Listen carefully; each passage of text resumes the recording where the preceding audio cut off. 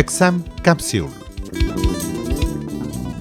Kerala PSC നടത്തുന്ന junior scientific officer പരീക്ഷയുടെ microbiology വിഭാഗം ചോദ്യങ്ങൾക്കായി എന്തൊക്കെ തയ്യാറെടുപ്പുകൾ നടത്തണമെന്ന് വിവരിക്കുന്നു Cheruvannur government vocational higher secondary school അധ്യാപകനും കരിയർ വിദഗ്ധനുമായ സഞ്ജീവ് കുമാർ പി.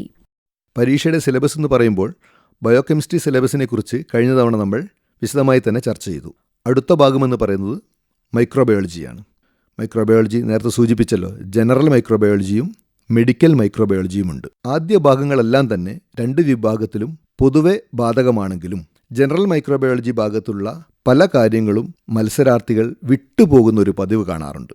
അത് പ്രോത്സാഹനജനകമല്ല. ഉദാഹരണത്തിന് ബാക്ടീരിയകളുടെ അല്ലെങ്കിൽ വൈറസിൻ്റെ എല്ലാം വളർച്ചാ രീതികൾ, അതല്ലെങ്കിൽ അവയുടെ അടിസ്ഥാനപരമായ സവിശേഷതകൾ, ഇതിൽ കൂടെ മാത്രമേ നമുക്ക് മെഡിക്കൽ മൈക്രോബയോളജിയിലുള്ള ഭാഗങ്ങളിലേക്ക് പ്രവേശിക്കാൻ കഴിയുകയുള്ളൂ. അതുകൊണ്ട് സ്റ്റെറിലൈസേഷൻ എന്ന ഭാഗം അല്ലെങ്കിൽ മൈക്രോസ്കോപ്പി എന്ന ഭാഗം വളരെ നിർണായകമാണ്. ഈ വിഭാഗത്തിൽ നിന്നും കൃത്യമായി ചോദ്യങ്ങൾ പരീക്ഷയ്ക്ക് ആവർത്തിച്ച് വരാറുണ്ട്. മറ്റുള്ള ഭാഗങ്ങളെല്ലാം സാധാരണയായി ഏതൊരു മൈക്രോബയോളജി പരീക്ഷയ്ക്കും നിരന്തരമായി ചോദിച്ചുകൊണ്ടിരിക്കുന്നതാണ്. ഉദാഹരണത്തിന് രോഗാണുക്കളെ എങ്ങനെ കൾച്ചർ ചെയ്യാം, അതിൻ്റെ സെൻസിറ്റിവിറ്റി ടെസ്റ്റുകൾ ഏതൊക്കെയാണ്, സിറോളജിക്കൽ രീതികളിൽ ഏറ്റവും പ്രചാരമുള്ള ഇന്നത്തെ മെത്തേഡുകൾ ഏതെല്ലാമാണ്. നമ്മുടെ മുമ്പിൽ പ്രധാനമായിട്ടും രണ്ട് വലിയ മഹാമാരികളുടെ ചരിത്രമുണ്ട്. കൊറോണ മാത്രമല്ല, നിപ്പ. ഈ രണ്ട് കാര്യങ്ങൾ കൂടെ ചേർത്ത് വായിക്കുമ്പോൾ പൊതുസമൂഹത്തിനുൾപ്പെടെ ഇന്ന് ഏറ്റവും കൂടുതലായിട്ട് പരിചയമുള്ള കുറച്ച് കാര്യങ്ങൾ അല്ലെങ്കിൽ കുറച്ച് ടെക്നിക്കുകൾ മൈക്രോബയോളജിയിലുണ്ട്. ഏതൊരു ചോദ്യകർത്താവും ഒരുപക്ഷെ ആ മേഖലയിലൂടെ സഞ്ചരിക്കുകയോ ചോദ്യങ്ങൾ കൂടുതലായി ഉൾപ്പെടുത്തുകയോ ചെയ്താൽ യാതൊരു അത്ഭുതവുമില്ല. അതുകൊണ്ട് നമ്മൾ ചെയ്യേണ്ടത് എന്താണെന്ന് വെച്ച് കഴിഞ്ഞാൽ അത്തരം ടെക്നിക്കുകളെ ഒരിക്കലും പരീക്ഷയ്ക്ക് പഠിക്കുന്ന സമയത്ത് അവഗണിക്കാനേ പാടില്ല. പിന്നെ ഫംഗസുകളെക്കുറിച്ചുള്ള മൈക്കോളജി, അതല്ലെങ്കിൽ വൈറസുകളെക്കുറിച്ചുള്ള വൈറോളജി. ഈ ഇന്നത്തെ ഒരു യുഗമെന്ന് പറയുന്നത് മനുഷ്യന് ഏറ്റവും വലിയ ഭീഷണിയായിട്ടുള്ളത്, ഒരുപക്ഷെ മാനവ വംശത്തിന് തന്നെ ഭീഷണിയായിട്ട് മാറുന്നത് വൈറൽ ഡിസീസുകളാണ്. അതുകൊണ്ട് ഈ മേഖലയിൽ വന്നിട്ടുള്ള എല്ലാ അപ്ഡേറ്റ്സുകളും മനസ്സിലാക്കി വെക്കാൻ നമുക്ക് കഴിയണം. ലോകത്തിൻ്റെ വിവിധ ഭാഗങ്ങളിൽ വിവിധ രീതിയിലുള്ള വൈറൽ ഡിസീസുകൾ വന്നുകൊണ്ടിരിക്കുന്നുണ്ട്. കഴിഞ്ഞ അധ്യായത്തിൽ സൂചിപ്പിച്ചിട്ടുള്ള മോളിക്കുലാർ ബയോളജിയുടെ വിവിധ രീതികൾ മൈക്രോബയോളജിയിലെ മറ്റു ഭാഗങ്ങളുമായി ചേർന്നുകൊണ്ടുവരുന്ന ചോദ്യങ്ങളും പ്രതീക്ഷിക്കേണ്ടി വരും. വൈറസുകളെ കൾച്ചർ ചെയ്യുക എന്നുള്ളതിനേക്കാൾ ഉപരി മോളിക്കുലാർ ബയോളജി ഉപയോഗിച്ച് രോഗനിർണയം നടത്തുകയും വൈറസുകളെ തിരിച്ചറിയുകയും ഒക്കെ ഉള്ള ഒരു രോഗനിർണയ രീതിയാണ് ഇന്ന് ലോകാരോഗ്യ സംഘടന വരെ ശുപാർശ ചെയ്യുന്നത്. അതുകൊണ്ട് തന്നെ വൈറോളജി ഭാഗത്തു നിന്നും മൈക്കോളജി ഭാഗത്തു നിന്നും പഴയ കാലങ്ങളെ അപേക്ഷിച്ച് കൂടുതൽ ചോദ്യങ്ങൾ വരാനുള്ള സാധ്യതകൾ ധാരാളമായിട്ട് ഈ പരീക്ഷയിലുമുണ്ട്.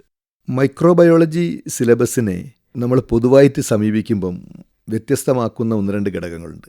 ധാരാളമായിട്ട് വൺ വേഡ് ചോദ്യങ്ങൾ അല്ലെങ്കിൽ ഒറ്റ ഉത്തരം വരുന്ന ചോദ്യങ്ങൾ എപ്പോഴും ഉൾപ്പെടുത്താവുന്ന വലിയൊരു മേഖലയാണ് മൈക്രോബയോളജി എന്ന് പറയുന്നത്. ഉദാഹരണത്തിന് ഏതെങ്കിലും ഒരു ജീവാണുവിൻ്റെ അല്ലെങ്കിൽ രോഗാണുവിൻ്റെ പേര്, അല്ലെങ്കിൽ ഏതെങ്കിലും ഒരു ടെസ്റ്റിൻ്റെ പേര്, ആൻറ്റിബയോട്ടിക്കിൻ്റെ പേര്, അല്ലെങ്കിൽ കൾച്ചർ മീഡിയയുടെ പേര്. ഇത് മൈക്രോബയോളജി പരീക്ഷകളിലെ ധാരാളമായി വരുന്ന ചോദ്യരീതിയാണ്. അതുകൊണ്ട് മൈക്രോബയോളജി ഭാഗത്തു നിന്നുള്ള മുഴുവൻ മാർക്കും ലഭിക്കണമെങ്കിൽ പാരസൈറ്റോളജിയിലും ബാക്ടീരിയോളജിയിലുമുള്ള രോഗാണുക്കളുമായി ബന്ധമുള്ള, അതല്ലെങ്കിൽ കൾച്ചർ മീഡിയയുമായി ബന്ധമുള്ള ഒറ്റ വാക്കിൽ വരാവുന്ന ചോദ്യങ്ങളെല്ലാം തന്നെ നമ്മൾ മുൻകൂട്ടി കാണുകയും അതിൽ ഒന്നിൽ പോലും നമുക്കൊരു മാർക്ക് പോലും നഷ്ടപ്പെടുകയില്ല എന്ന് ഉറപ്പുവരുത്തുകയും വേണം. കാരണം എങ്കിൽ മാത്രമേ ബുദ്ധിമുട്ടേറിയ ഭാഗങ്ങളിലൂടെ നമുക്ക് സംഭവിക്കാവുന്ന ഏതെങ്കിലും നഷ്ടമുണ്ടെങ്കിൽ അതിനെ പകരം വയ്ക്കാൻ അല്ലെങ്കിൽ കോമ്പൻസേറ്റ് ചെയ്യാൻ നമുക്ക് ഞാൻ ഈ പറഞ്ഞിട്ടുള്ള ഇത്തരം മേഖലകളിൽ നിന്നുള്ള മാർക്കുകൾ കൊണ്ട് കഴിയുകയുള്ളൂ.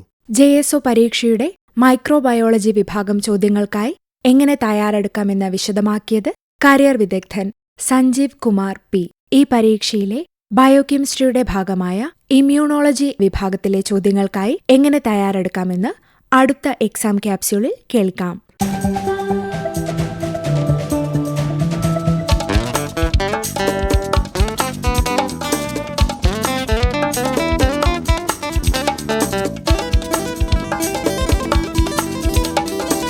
Exam capsule.